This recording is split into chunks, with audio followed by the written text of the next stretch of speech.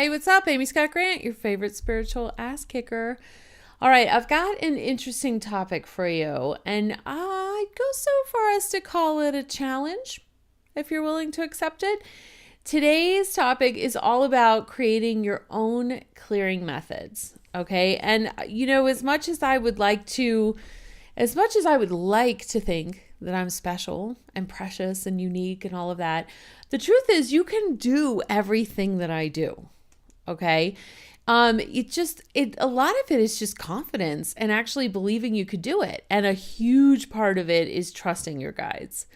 Right. And I mean, I've had a lot of practice at both of those things. So that they play a big part in why I could do things, clearing stuff as well as I can do it. But I want to give you some ideas today, some things that you could try and some things that you can sort of like play with and explore with and enjoy in terms of making your own clearing methods. Okay. And they're really simple. Honestly, you don't even need a pen and paper for this. I hope that you'll just listen and watch and take in exactly what you're supposed to take in, and that you'll just give it a shot. Like, just go out there and try it. Okay. All right. The volume's way too loud on this. Hold on one second. Let me see something here.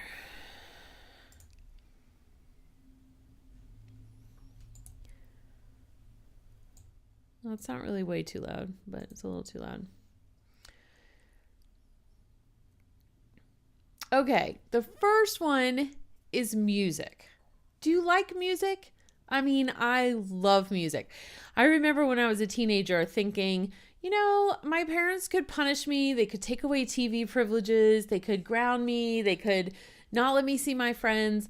But I remember distinctly thinking this as a young teen, but if they took away music, I would die. I could not live without music. I remember distinctly feeling that way. And even today, I'm sure I could live, but I don't think I'd want to. I don't think that would be a very interesting or enriched life if I had to live without music. So I don't play an instrument yet. Who knows? I still, got time if I wanted to pick one up, but I don't play an instrument, but I love music, and I have a very interesting, see, my light block that I put up just fell. So I just got several shades pastier. So sorry about that. I lost my train of thought. Hold on.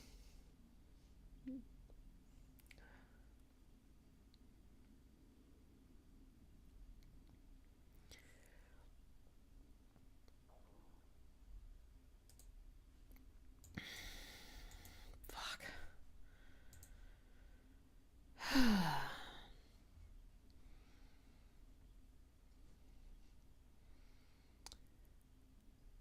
Music is a fantastic way to do clearings. And you don't have to play an instrument. You don't have to sing. You don't have to do anything.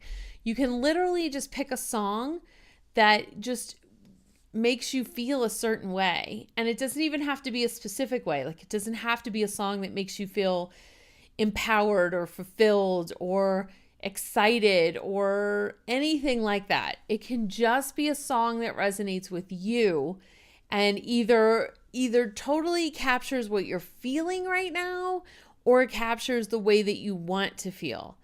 I remember very specifically when I took my kids to see Frozen, I can remember hearing Let It Go for the first time and thinking, holy crap, this is a clearing song, right? And I mean, not just because of the lyrics, because of course you've heard that song by now, probably to death, but not just the lyrics, but it was the whole like experience of the song and what's happening in the movie when she sings that song, right? She's like coming into her power and like really embracing it and standing in it. And it's just really, it's a really powerful song, right? So when that first came out, before it got done to death and remade 6 Ways to Sunday, I can't remember what I was working on or what I was clearing, but I remember laying in bed and I would just put it on repeat, right?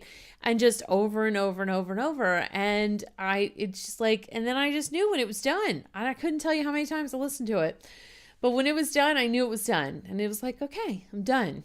I didn't really care if I never heard that song again at that point. It's like, because it served its purpose. And of course I did, because I have kids.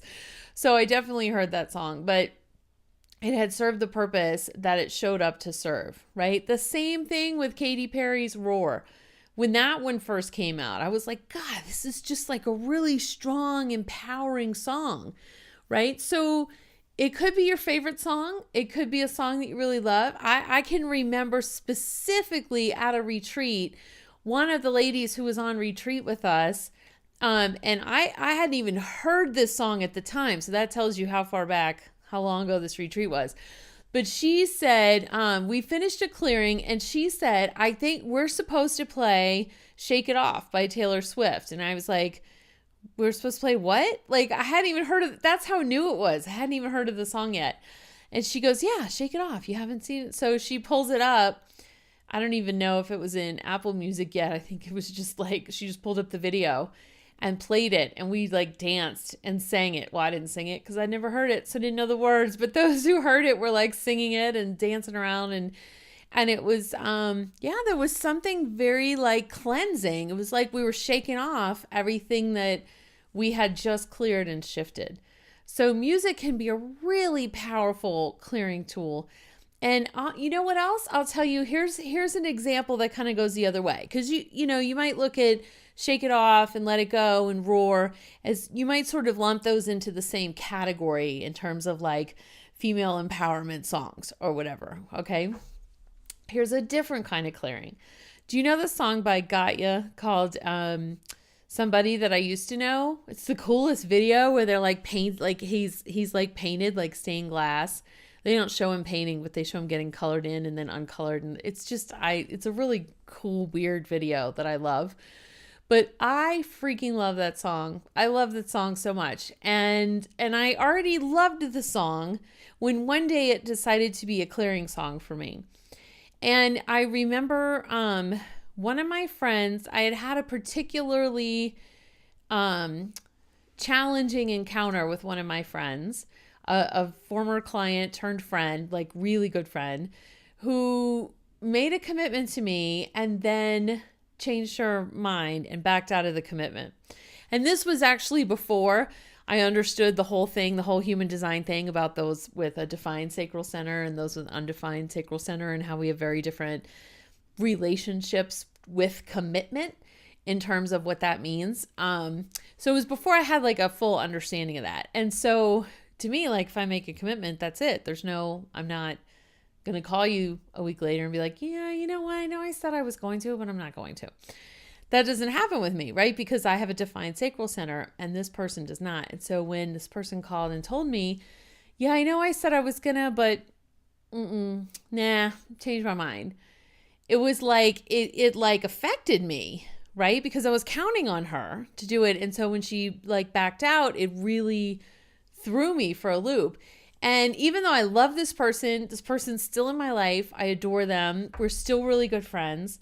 That song ended up being the clearing song that got me through whatever else I needed to process to be able to let go of that that broken expectation that I had, and that commitment that she broke, and like, which was just a commitment. It didn't have anything to do with me, but we make everything about us, right? Because that's just what we do. That's part of being human. And I just listened to that song, Somebody That I Used to Know, like over and over and over and over. I must have listened to it 100 times over 2 days. And then one day I was just like, yeah, okay, I'm done listening to it. And I still listen to the song for fun, but it has nothing to do with her when I think about it now, and nothing to do with that broken commitment and none of that. But it served as like a really powerful healing tool.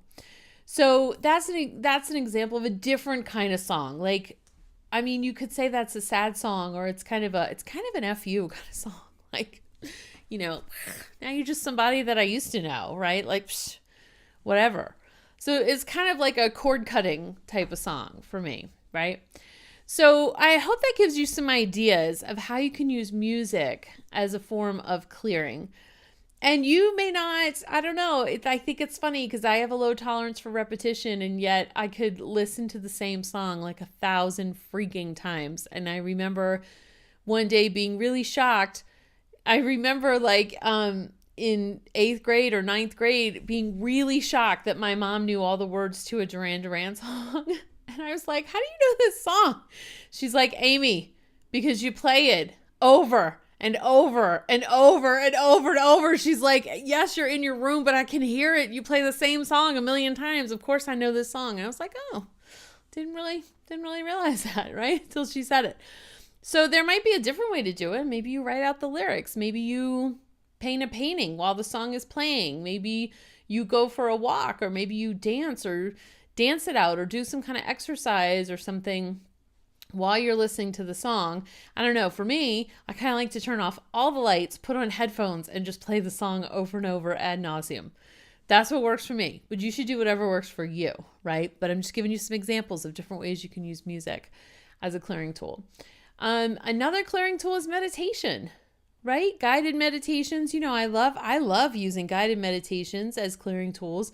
If you have Ripple Magic Forgiveness, if you have that audio, that's definitely a guided meditation healing tool, right? If you have Ripple Magic Dual Flow, if you've ever been on a Ripple Magic retreat, if you've ever been in the Ripple Magic program or been on Ripple Magic retreat or virtual retreat, you get like all these things as gifts. So that's why if you're like, I've never heard of that, it's because I don't like sell it outright. It's usually a bonus gift as part of an upcoming, retreat type of situation.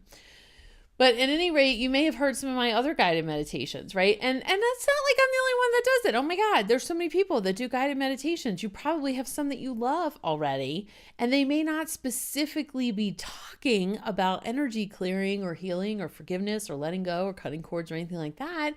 That doesn't mean you can't use them for clearing. So you could probably pick your favorite meditation, whether it's guided or silent or walking. Or, what's an example of a walking meditation that's a really good healing tool is a labyrinth. If you have like a walking labyrinth near you, I freaking love those things, right? I just totally zone out and like, and then you come out and you feel like a million times better. Yeah, because you just cleared stuff, right? Easy peasy. So just the same, you could set an intention before you go into that walking labyrinth, right? And so that's, in fact, that combines the second and third thing I was going to tell you, right? So there's music, there's meditation. You could certainly create your own guided meditation. This is not rocket science. I'm not going to lie, right? It's just a matter of tuning in and saying exactly what you get without filtering it, without judging it, filtering it, rewriting it, or, like having opinions and thoughts about it. You just like spit out exactly what you're getting and capture it somehow, like record it. There you go. You've got an instant clearing meditation. Okay. Easy peasy. And the third thing, movement. There's lots of ways to use movement for clearing work, right? Some people find, like running. I'm not a runner. No. Clearly, I don't have the physique of a runner. I don't have like a runner's mind. I know people that hate it and run. If I did run, I would definitely be a person that hated it. I don't like running. It just doesn't resonate with me. But I love to walk. I could walk all damn day, right? And it's, even if I have resistance to getting started, once I start walking, especially outdoors, I could go for a long time.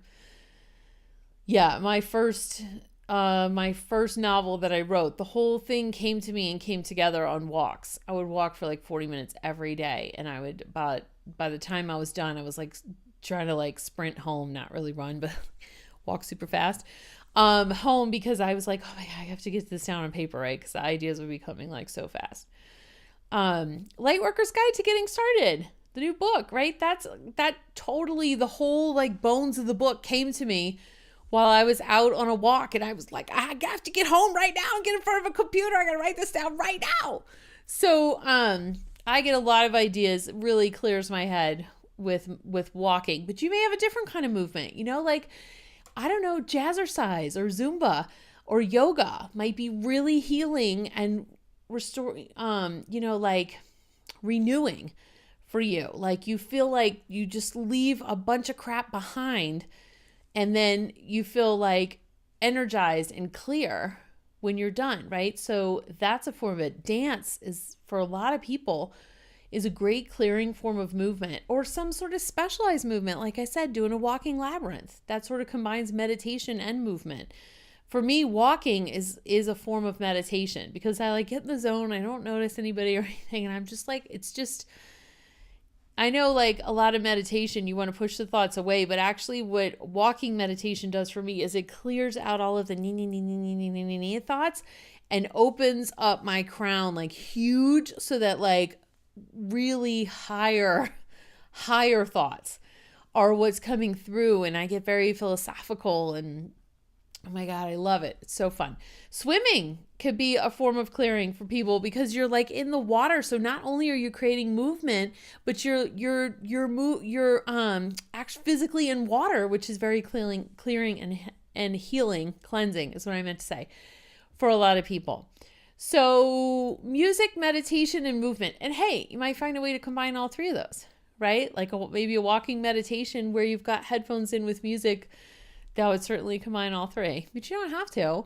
Just giving you some ideas to play with. So I'd love to see what you've already come up with or what you might invent. Why don't you post a comment and tell us about it and share it because other people can benefit and learn from that as well. All right. So I hope you found this helpful and thanks for being here. And I will, I forgot to thank Gannon. Thank you, Gannon. Thank you so much for being at the Spiritual Ass Kicker support level, for helping us keep the lights on and keep things going and be able to make these videos like these possible. Mwah! We really appreciate you so much. All right. Well, that's it for now, guys. I'll see you in the next video. Bye.